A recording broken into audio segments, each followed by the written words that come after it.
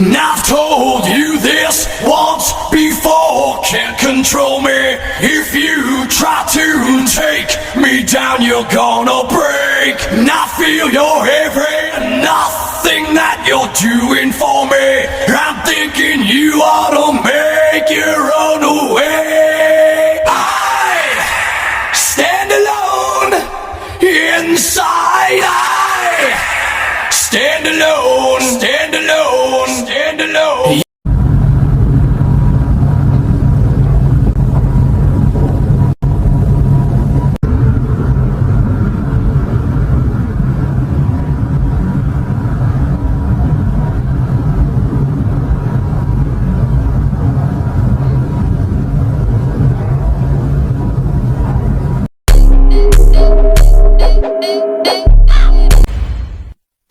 Right now, something is happening in our solar system that's sending scientists scrambling for explanations. The interstellar object NASA's been tracking, 3I Atlas, is roughly the size of Manhattan and has been displaying several unusual movements and features which kind of defy typical behavior of comets. It's even catching the attention of some military analysts. So what does this mean for all of us here on Earth? And what can this mysterious object tell us about what's outside our own solar system? Let's ask physics professor at the City College of New York, and he's a New York Times best-selling author of Quantum Supremacy, Michio Kaku. So this mystery object has been added to the International Asteroid Warning Network. That's the first interstellar object ever to make that list. So I got to ask you, what the heck is 3I Atlas, and why the clouds of mystery around it? NASA's like tight-lipped. Well, there's a split in the astronomical community. The majority faction says, what's all the fuss about? I mean, it's just a rock from outer space, and it's going to come through our solar system for the first time and then come whizzing back out again. It's the third known object from outside our solar system, so what's the fuss? Another faction, however, says, now, wait a minute. Perhaps this is a visitor, an intelligent visitor from another solar system, and perhaps this week we could have a test of it. That's right. This week, it turns out that the asteroid or comet will be whizzing around our sun, and if it picks up extra energy on its flyby, that would clinch it. That means there's extraterrestrial intelligence involved. So watch for it. On October 30th, starting then, we're going to track it to see whether it gets an extra boost of energy. If so, it means we are being visited. Oh, so, okay, if it's not a giant rock, and it could be a sign of life out there, something's got to be steering it, right? That's right. And as it goes around the sun, there's something called the Oberth effect. The Oberth effect says that if you were to whip around the sun, you would pick up extra energy in the process. So we're going to watch for it. The energy in must equal the energy out, according to the ordinary theory. But if that's not true, if there's more energy going out than in, it means that there's energy boost coming from whipping around the sun, and that requires intelligence. And so that's one acid test that we can make. Watch for it. Starting this week, we're going to begin to monitor and see whether or not it picks up extra energy as it whips around the sun. So it's Wednesday, right? October 29th, I think it goes the closest point to the sun. Is that right? That's right. That's the perihelion. Okay. And at that point, if it picks up extra energy, that's outside the ordinary bounds of the conservation of energy. So watch for it. As it whips around the sun, if it picks up extra energy, bingo. It means there's intelligent life that is guiding the motion of this object. This is interesting. I love this stuff. So NASA is launching its Artemis 2 program in 2026, I think, sending crewed missions around the moon and then landing on the lunar surface. Let me ask you, Professor, when do you think that we might see some permanent bases on the moon? Should we? Do we know everything about the moon already or not? Certainly the dark side is different. And what about Mars? You think we'll ever set foot on Mars?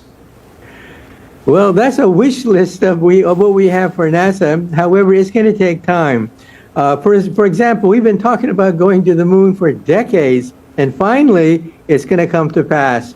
Within the next few years, we're going to launch not just a manned probe around the moon, we're going to land on the moon's surface itself. And so this is all on the agenda for NASA in the coming years. And then after that, the next target is going to be Mars. But we'll wait and see. We've had so many setbacks, so many disappointments, but now we think we have the momentum to go on to a flyby around the moon, land on the moon, and then on to Mars.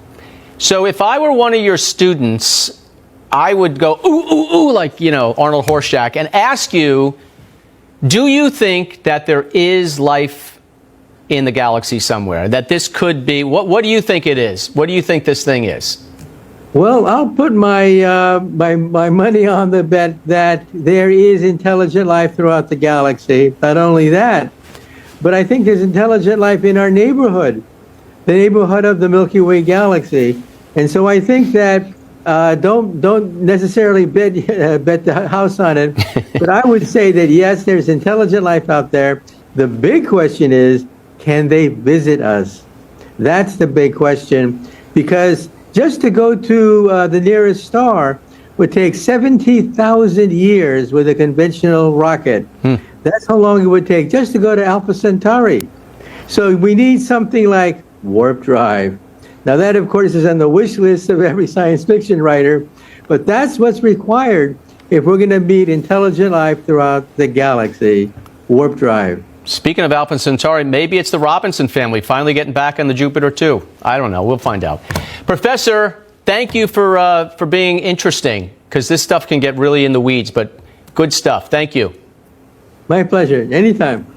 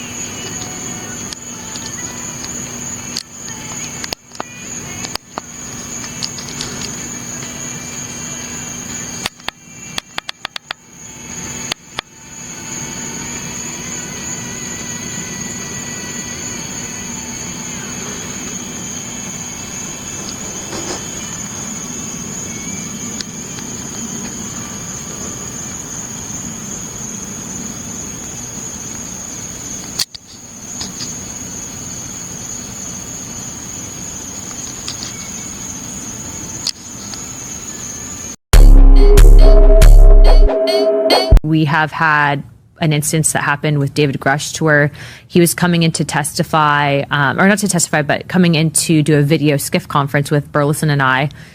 And on the way in, he had a very weird incident that happened that I've never, it's like very coincidental timing, where someone actually pulled a firearm on him as he was driving in. So, and he also too was worried about retribution. He'd been messed with extensively after he testified, even leading up to that testimony. So yeah, we definitely know that our witnesses are putting a lot on the line by coming forward. And so that would also to push for, like, we need UAP disclosure. But every time we try to put it into the NDAA, it gets gutted for whatever.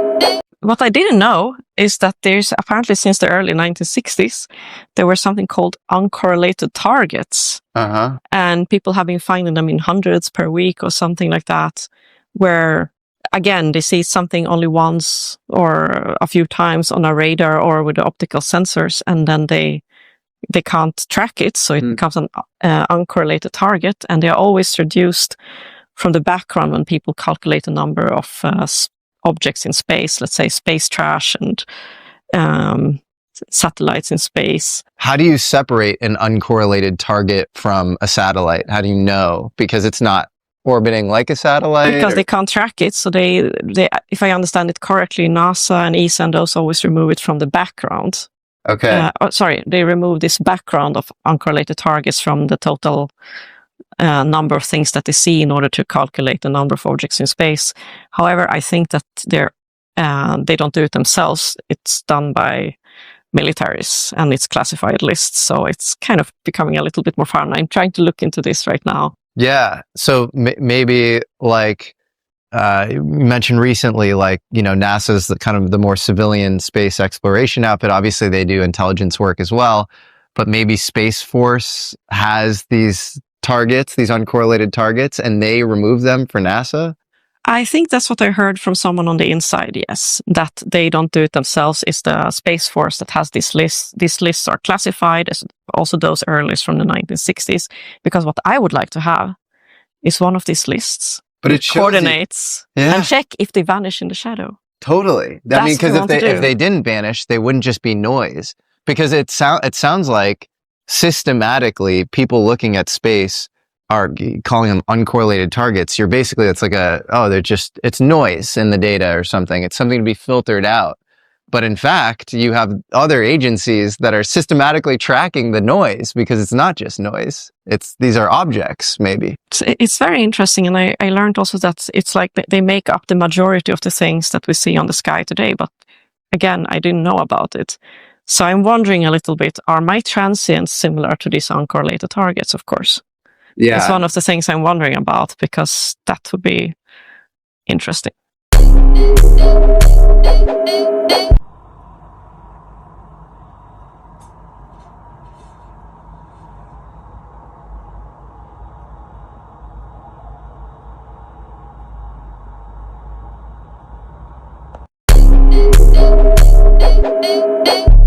But the light was strange. It was pulsing. It didn't look like a satellite. It was too bright. And then when I was thinking that, I was trying to convince myself it's probably just a weird atmospheric effect. Then it performed for us. It fluttered like a butterfly or like a leaf in the wind. And then we knew, okay, we're seeing another one of these craft. And over a period of a few minutes, it came down and eventually was 200 feet over my house.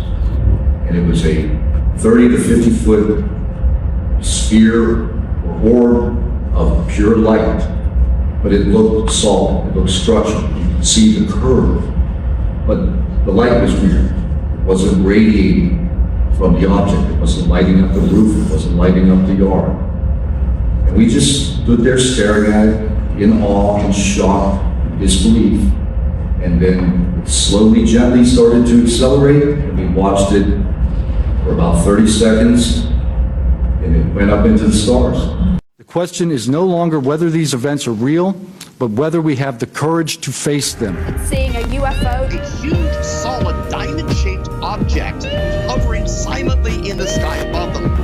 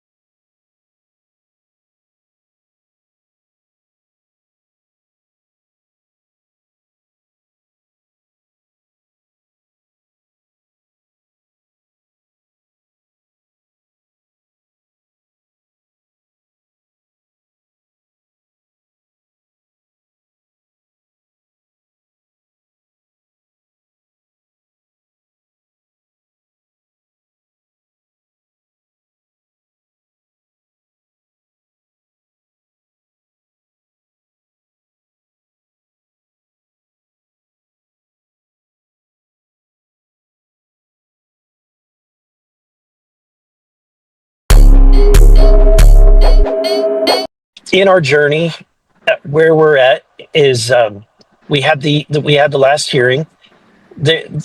I think that most of the people that are going to come forward have come forward at this point. We've shaken the tree, brought forward a lot of the people that are willing to talk, and I think it's abundantly clear, and I said this in the hearing, that it's now time for action. So, which is why I aggressively was pursuing trying to get the UAP, the UAP Disclosure Act onto the National Defense Authorization Act, and because the staff and the Senate don't really want it to be on. It's not a priority, despite the fact that Senator Rounds wanted that to be on, and they did not allow him to get that on. It went to the floor, and I would say that the reason why Chuck Schumer was not able to get it on is because, why would you cooperate with Chuck Schumer when he's in the middle of having a very controversial moment where he's not cooperating or willing to negotiate when it comes to the government shutdown. So the sentiment and the attitude in the Senate is, why would we give this guy a favor? So unfortunately, that's the dynamics. I became extremely frustrated with leadership whenever this amendment was not allowed to go on the bill, to the point that I was not going to support the underlying bill, and they needed my vote. I pressed them and said, and I told them why I was withholding my vote. And at that time, I got a level of commitment from the majority leader and the floor leader that if we were able to get that bill out of committee, that they would put it on the floor for a vote. To which I think, if it does come to the floor for a vote, I think it passes, because this is something that has been, as it has been mentioned many times, is bipartisan in nature. There are a new number of Republicans who support this, and just as many, probably as a percentage, of Democrats that support it as well. So I think that there's a reason why staff have been difficult to work with, and difficult to actually get them engaged in this topic. And look, the motivation for most staff, unfortunately, and Kirk has an insight because he was a former Senate staffer, but many of the House staff seem to be focused on their next job. And this is not a topic, and delving into this topic is not something that puts you in a position to get promoted or to move on to a lobbyist job. I'm just speaking what my thoughts are, and why we seem to have a lack of the appetite to do something.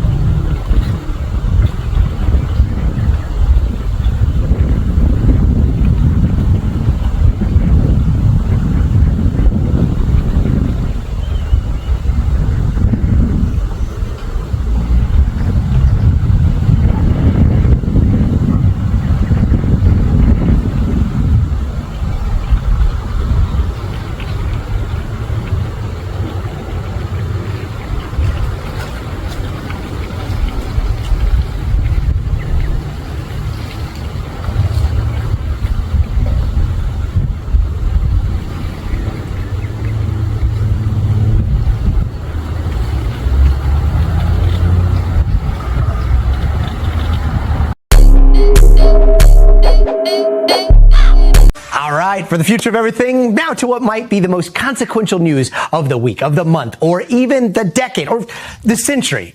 Bear with me. I know I get a little bit stoked about this stuff, but there are two scientific papers that just dropped that absolutely blew my mind. There's been so much talk about whether aliens exist. You got the UAP hearings, all those black and white military videos, drones in the sky, then obviously AI making things even more confusing. Well, for me, there are two papers that are out right now that just cut through all of the noise by going back in time and taking a look at sky survey plates from the 40s, the 1940s and 1950s. Basically, these are pictures of our night sky and all the stars night after night before humans ever sent anything into space. This is pre-Sputnik, pre-Apollo, like nothing metallic, nothing reflective should have been orbiting planet Earth, right? Well, guess what? There were lights in the sky that they still can't explain. They call these transients. Sometimes they were there, sometimes they weren't. Take a look at this right here. So this is the night sky, September 1952. September 1952 on the 14th, a little bit later. July 1952. All of these three, they look the same, except for right here. What the heck is that? What is this little blob of lights? It wasn't there, and then it was. This is where things get weirder. These papers found that they were most likely to be seen, thousands of these, most likely to be seen when nukes were being tested here on Earth and when lots of people reported seeing UFOs. Again, this is before we ever launched a single satellite. This picture right here, the dates around this, the one that we were just talking about, the dates were around a time when UFOs were seen for several hours over Washington, D.C., the White House, the Capitol building, air traffic controllers. They reported seeing them on their radar all around those dates, July 1952. And joining us now is one of the authors of both of those papers, Beatrice Villarroel. She's an astronomer at the Nordic Institute of Theoretical Physics in Stockholm. Beatrice, thank you so much for being with us. Congratulations on both these papers. Let's start with as simple of a question as possible here. These lights in the sky from before Sputnik, were these artificial objects orbiting Earth before we were ever in space? From what we see, these kind of transients or flashes that you see, they have a very interesting feature. You usually get these kind of flashes when you have something that is very flat and very reflective, and in a, let's say, in a geosynchronous orbit at, let's say, 42,000 kilometers wait, hold altitude. on. Very flat, very reflective in geosynchronous orbit. That doesn't sound around the Earth, natural, yes. right? Yeah. Yes, and the funny thing is that we can show that there are solar reflections because there is a deficit of them in the Earth's shadow at these altitudes, and that means that at least a fraction of the transients of these flashes that we're looking at, like 30-35%, appear to be due to these solar reflections of such objects. And if we think about that, these transients come from images taken before the first human satellite, they do look pretty artificial. Although I would say that nature can always surprise us with things that we just can't imagine right now. But I got to ask you, there are thousands, tens of thousands of these, if I understand it correctly, maybe even more. What did you think when you started to see a correlation between nuclear testing that was going on around that same time, also these UFO sightings that were happening around the United States? That correlation, did that stick out to you right away? Were you kind of sketched out by it? Well, like the first time when we saw that, it was by coincidence. My friend David Altman, he tells me about Washington flap 1952, and then by chance I discovered that our best candidate when we were looking for our land transients also came from the same Washington 1952 flap, just from the other weekend, because it was distributed over 2 weekends. And I was like, this is weird. And then that was what formed the hypothesis that we wanted to test. Is there a correlation in time between these transients and UFO events? And we see it's a weak correlation, but it's statistically significant. And we find that. I mean, you strike me as a very open-minded scientist, which is what science is supposed to be all about. But what do you think this might be? Well, I mean, here we can only speculate wildly. If we look at the numbers, like just from the Northern Hemisphere, we have 35,000 transients. I don't know how many of these come from one. I mean, one object could give several transients, but it's also possible that we're missing a lot of transients.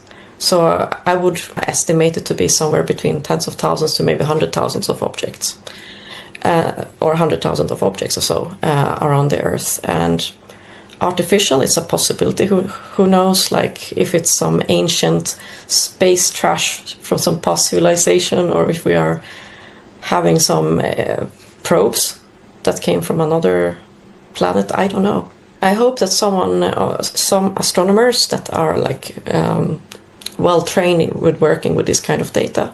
I'm talking about professional astronomers that will want to try to redo the same analysis, both with Palomar but also with other surveys and other plates. I mean, other plate surveys in particular, because that could really be helpful. Because we need to see if this result can be replicated with other surveys, and if it is, then it's going to be extremely fun, or not.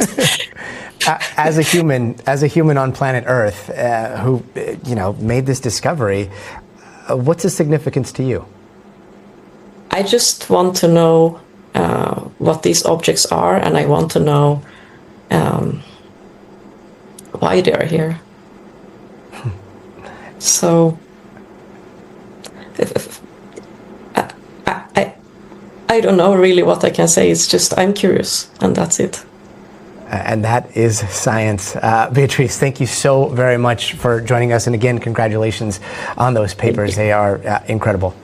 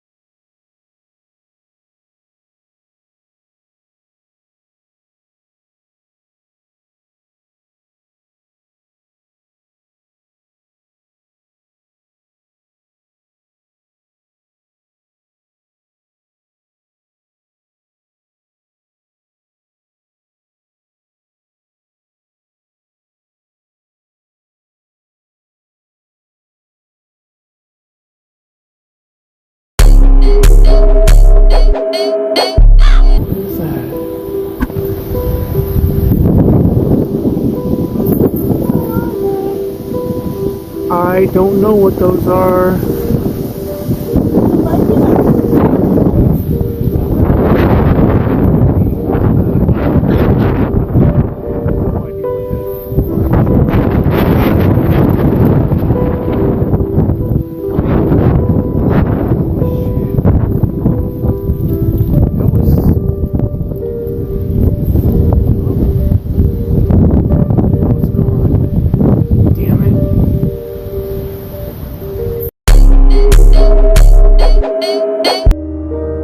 That's totally a fucking ship right there. That's like straight up, I turned down the wrong road. That's a fucking UFO, and I cannot be convinced otherwise. It's literally like 100 feet off the ground. In a perfect triangle. Right there. Guys, like, it's right above whatever this store is. That's like the Home Depot or something? I don't even know where I'm at. I'm just kind of lost down a road, but like, I think is that the Home Depot? I can't even fucking tell. That's literally right there though. Like, that's not stars. I'm looking at this with my own eyes in real time.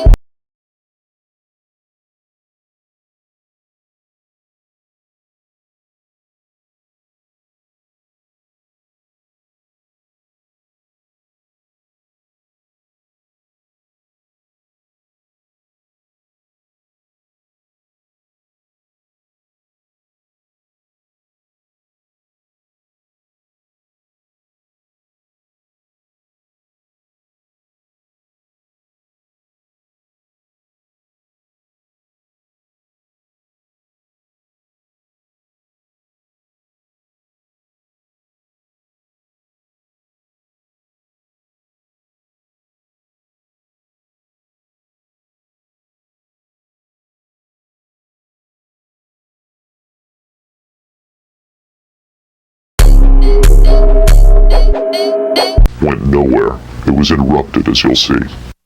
Can you describe for us what we're seeing? All right, we're looking at the interview suite at S4. It's kept dark for the comfort of the aliens. The figure who is just barely visible in the left foreground is the telepath, and behind the camera is a raked seating area for observers. Although in this case, I believe the only other person present was a military aide. The alien is seated behind a glass partition in a biocontainment area, which is maintained at biosafety level 2, the lowest designation. That's primarily for the protection of the aliens, not us. The theory is that if they were going to infect us with an alien bug, it would have happened 50 years ago. In fact, all the indications are the aliens eliminated microbial and viral life from their own ecosystem long ago. They aren't susceptible to our diseases directly, but it has been shown that microbes can reproduce and form colonies within their respiratory systems, which tends to exacerbate the debilities they seem to suffer anyway in our environment. In fact, you can see here the alien is beginning to flag. The interview was not going well. The telepath was trying to clarify some points from a previous interview, but he wasn't receiving coherent responses. As you can see, the being is in real distress. At this point, the telepath is sending out a message to the medical staff. He's trying to communicate with the alien, but he's getting no response.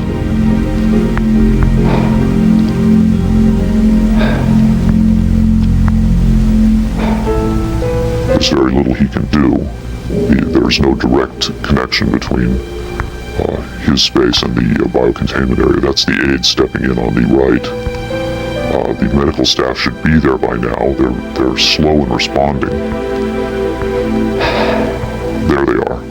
I have to say the medical personnel at S4 are less than first rate. They tend to be selected for their willingness to keep secrets rather than their medical competence. By the way, he's not shining that light into the eyes. It looks that way, but in fact he's checking for hemorrhaging around the eye sockets and in the nasal cavity. I'm sorry. It's very hard for me to watch this. Bruh. What the fuck?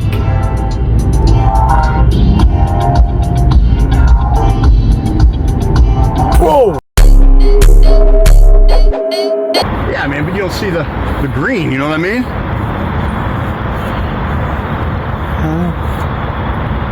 And it's moving real slow. Yeah, well, that's the other thing. It's really slow. Look at it. All you can see is a triangle. Look at the light. No, look at my phone right there. It's like just 3 lights. Yeah, there's no...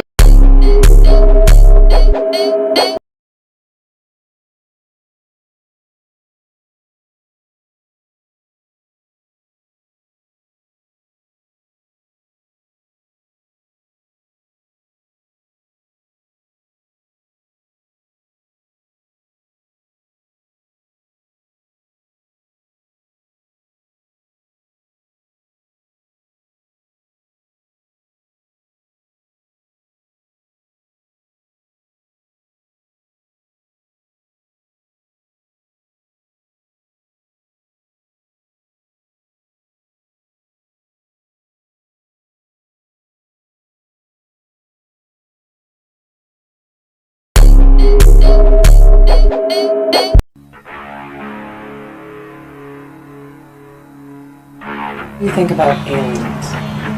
I don't think there are any. At one time, I thought that there were, simply based upon documents that I'd seen while I was attached to the intelligence briefing team, the Commander-in-Chief of the Pacific Fleet. At that time, and even for many years afterwards, I did not believe that the government would use me in that way. I had devoted my whole life to government service. I had been in the Air Force, I was in the Navy, I was a river patrol boat captain in Vietnam. I had proved myself. I had combat ribbons with the V for Valor.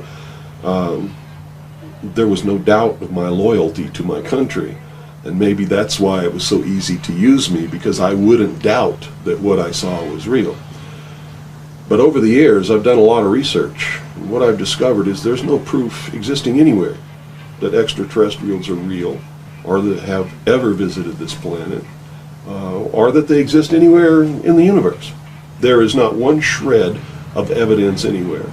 There is lots of evidence, tons of it in fact, that there are a group of people collectively known as the Illuminati who want us to believe in some extraterrestrial threat from space so that they can cause a world government, bringing together of all the people to resist that external threat.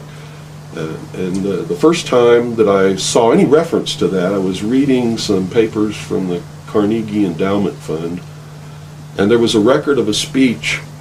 It was a dinner for Viscount Ishii of the Japanese delegation, the Japanese Imperial delegation, in 1917. And John Dewey was one of the speakers. And the first sentence out of his mouth, as I was reading this, I almost fell out of my chair, because this was in 1917, and he said the best way to cause all the people of the world to come together in one world government and end war forever would be if we were attacked by some other species from some other planet. And boy, that just clicked with me, and I knew that that this is just another scam. This is the age of deception. There's no doubt about it. And then 8 times during Reagan's administration, he inserted almost the exact same phrase into 8 of his speeches. And it's a scam. That's what I can tell you. What they call UFOs, these craft that fly around the sky, are real. But they're not piloted by some little green guy from some other planet. They're owned and operated by the United States of America for one, the Soviet Union for another, probably Great Britain, Canada. I think the first really operable ones were probably manufactured in Western Canada, in the wilderness, in a place especially built to create those machines, like we created the Manhattan Project, and the same kind of secrecy surrounded it. So the technology is real. It's been kept secret, and it's been used to promote this concept that there's an alien threat to this earth. The cattle mutilations I've discovered in my research are nothing more than what's left after the government does its secret tests on the low-level radiation leakage from its atomic weapons assembly plants and atomic power plants. It's a low-level radiation monitoring project. And if you look at what's missing in the cattle, you'll see that it's just as clear as day. They take the lips, they take the tongue, they take a 6-inch patch of skin, they core out the rectum, the colon area, where those kinds of things would collect. They pass through the digestive system. On female cows, they take the udder to check for low-level radiation in the milk. Is it being passed to the calves? And these are all grazing animals that graze on the grass where the radiation falls when it falls from the air. And it's just an incredible deception. And I'm just amazed that people have fallen for it in the manner that they have in the absence of any proof whatsoever. I mean, they cite hearsay as proof. Well, what about all of the alien abductions? They're not abductions. They're the results of a tremendously successful and very sophisticated mind control operation, all of which has been in development. They started working on those kinds of things since before World War II. But they have perfected them. On my website, I have a patent of a machine that can read your brainwaves, can recombine them in a computer and send them back to you, and make you think things happened that never happened.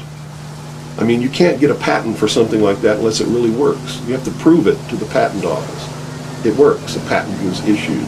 And this is just one of the things that snuck by them that hasn't, because when people invent things like this, they're sucked up by the government immediately, and then they're put behind the veil of national security and classified, and then nobody knows about them. But every once in a while, something sneaks by them. And when you do these searches in the patent office and the trademark office and in the copyright office, you come up with some real gems once in a while, and that was one. Also, the congressional investigations into the intelligence community has revealed the existence of these programs, and there's no secret about it. It's documented. Project Artichoke, Project MK Ultra, MK Naomi. I could go on and on and on all day long. And if you had the time in your movie, we could lay out all the documentation, which is official government documentation, and prove beyond any shadow of a doubt that it's true. But that's what it is. It's not extraterrestrials coming down. The human body cannot pass through walls and roofs, or through windows that are closed. This is all the product of the imagination and people's willingness to believe something because they want it to be true. I don't know why they would want it to be true. You see, because if it were true, these are not friendly aliens. They're doing some terrible things to people. If I were to kidnap somebody, pass them up through the roof, and take them somewhere, and perform operations on them, and take samples of semen and ova from their reproductive organs, and plant thoughts in their mind, and all this kind of stuff, and then bring them back, guess where I'd be right now? In prison. That's kidnapping. It's criminal. It's a terrible thing. So there's a morbid sense about all this too, as if people want to be hurt for some reason. I don't understand that, but that certainly is something that somebody needs to look at. Why do people feel that this needs to be real? What in them says I want to be abducted and abused and kidnapped and raped and all of this stuff against my will? Because they seem to take some kind of satisfaction that this is happening, and nobody's talking about the fact that this is a terrible thing to happen. If I were to do that to you, you wouldn't be too happy, would you? But somehow it's okay if an alien does it? I don't think so. It's all bullshit. It's a lie. And that's... So where do you feel the hope for America lies? Oh, this is William Cooper, a man who received mainstream attention in 1994 when Rush Limbaugh read an alleged White House memo on the air calling him the most dangerous radio host in America. Maybe that's because his conspiracy classic is the underground bestseller, or perhaps it's because of the increasing popularity of his shortwave radio broadcast, which is also available on the internet. Good evening. You're listening to the Hour of the Time. I'm still William Cooper. This was not an easy interview to net. He was the first person I asked, and after 8,000 miles and 6.5 weeks on the road, just about the last to agree. I guess he wanted to make sure I was serious. Nevertheless, I had to come alone, and... Você com as duas asas, só pra gente poder voltar comigo. Você tá doido, que chamada que o cara deu. E se ele puxa de levar pra dentro do motor, ia virar carro. Ia participar da história. Deu lá, catando os carros no avião.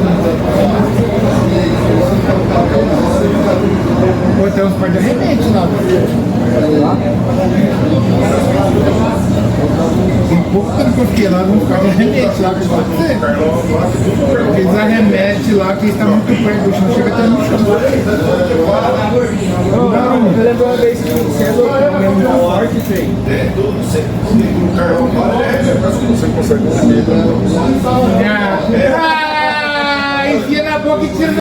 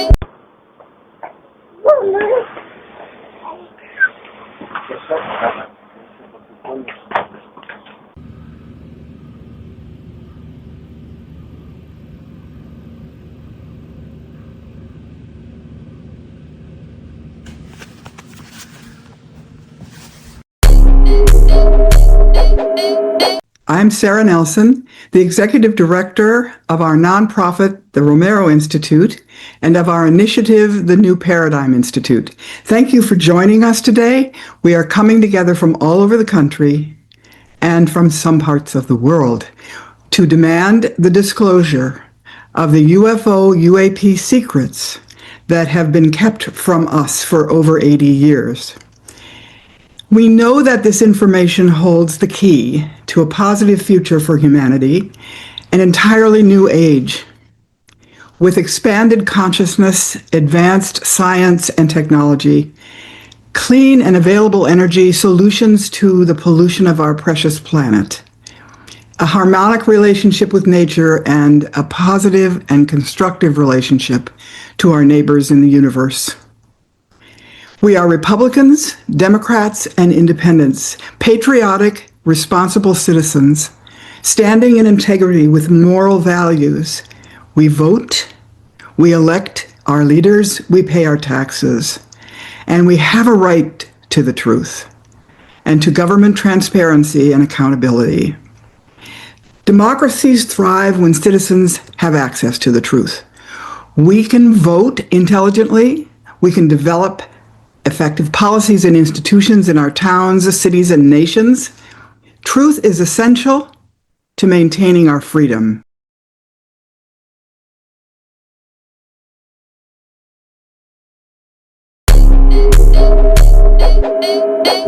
Far above your city lights, eyes not born of earth. We watch you, we wonder, non-human intelligence. Silent transmissions in the night, orbiting always just out of sight. You write your history, build your stage, but we've read the patterns, turned each page. Non-human intelligence, scanning every dream. Non-human intelligence, nothing as it seems. Non-human intelligence, from shadows in the sky. We see you asking how and why.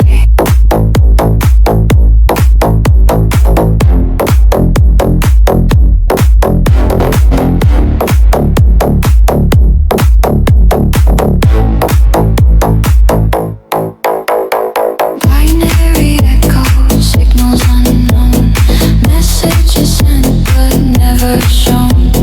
Centuries observing, keeping apart. Alien logic, not a human heart. We draw your lines, decode your fear. Generation after disappearing here. Distant guardians, silent proof. Dancing in your data, hidden in the groove. Non-human intelligence behind your every move. Non-human intelligence, secrets in the groove. Non-human intelligence, you never see our face, but we're always in your space. Non-human, forever watching. Unknown, unseen, still here, here, here, here.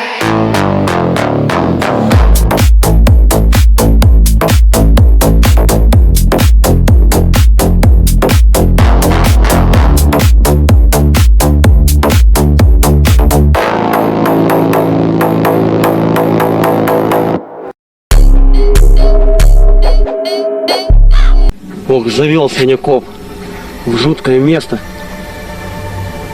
Такие руины. И вот, неспокойно, как бы вот еще солнце не зашло, а как-то мрачно, очень мрачно. Еще и в колодце что-то шипит. Может, ужик.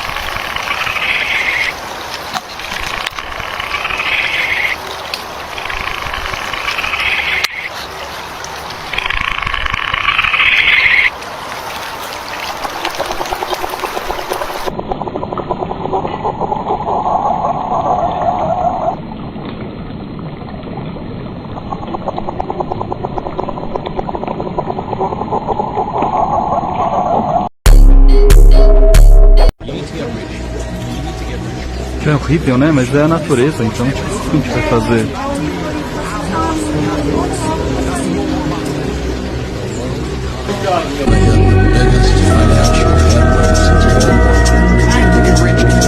Slavery is coming.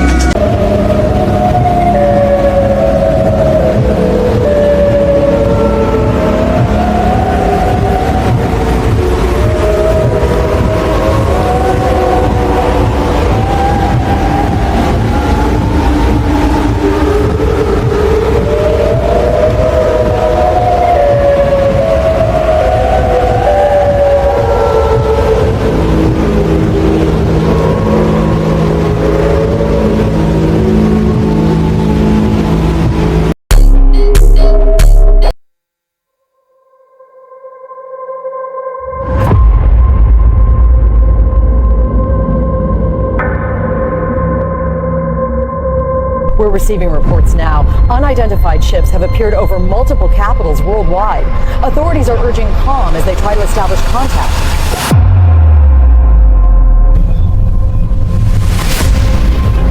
Why are you here? What are your intentions? Let me show you.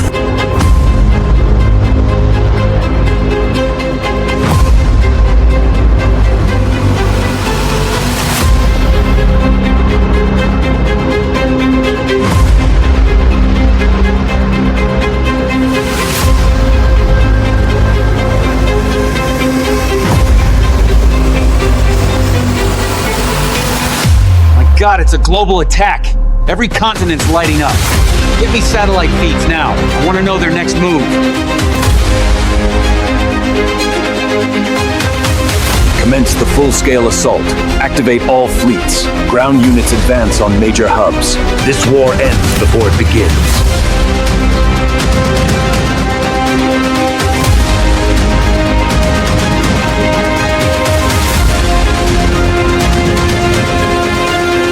Commander, we've located your son's downed vessel. It's inside their hidden desert base. They dared to dissect our kind. Now they'll learn what real dissection feels like.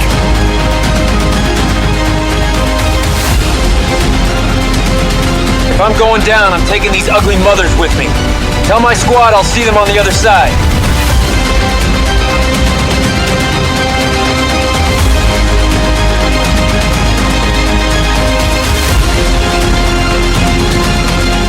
Crossed half the galaxy for what?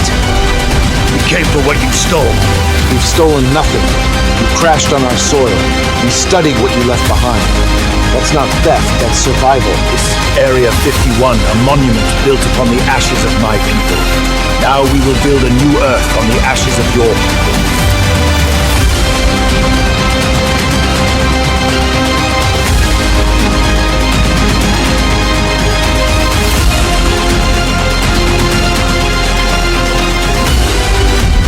The best your species can offer? Run, little human, or show me what your kind calls bravery. You bleed red, blue, or green, I don't care. You're still going down. Commence the human extraction.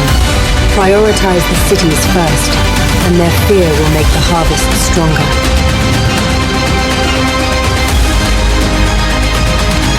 Listen up. We've been taking hits for too damn long. It's time we hit back harder. We're bringing the tech from Area 51 off the leash.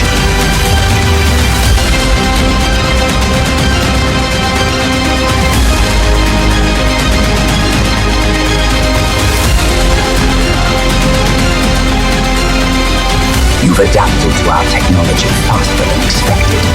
But be warned, the armor obeys no master. Then it's about time you learn who's really in control, Goggle Eyes.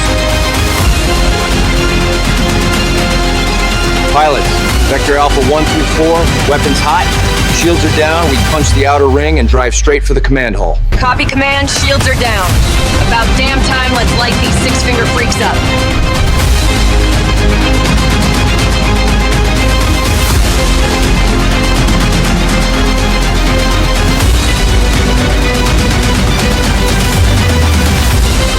Titan 1, lock onto those heat signatures north quadrant, 3 blocks out.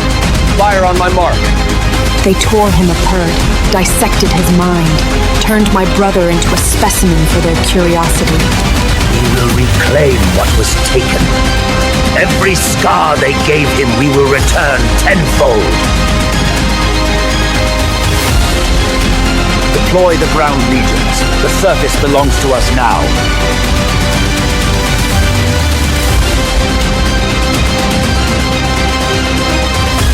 We will harvest what we must from humans' brains to keep our species alive. You've got to hope the boys out in Nevada have something, Area 51 tech, whatever, that'll take these dome heads down.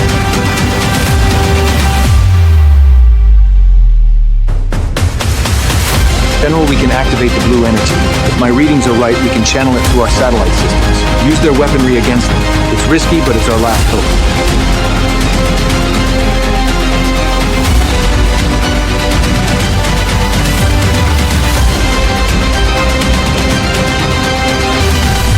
My fellow brother, the veil has fallen. Now is the time to reveal yourself.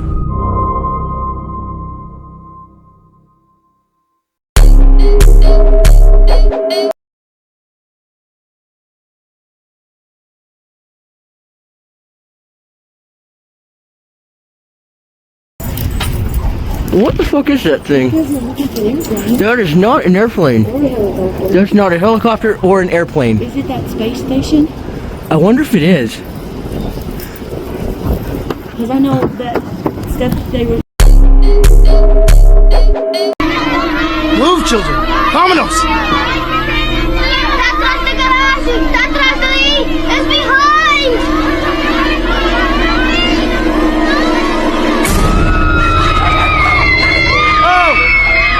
Thank you.